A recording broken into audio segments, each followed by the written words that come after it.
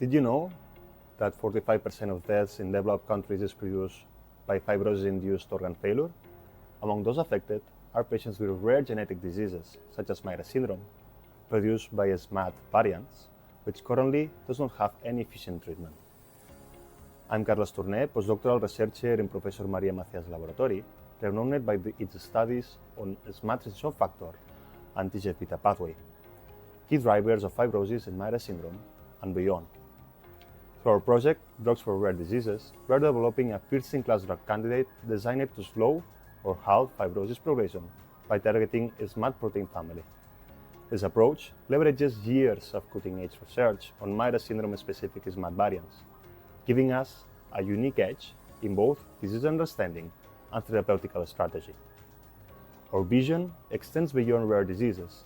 We aim to address broader medical challenges like idiopathic pulmonary fibrosis or cardiac fibrosis, which affect millions worldwide. We are eager to collaborate and share more about this transformative project. So if you're interested, let's connect.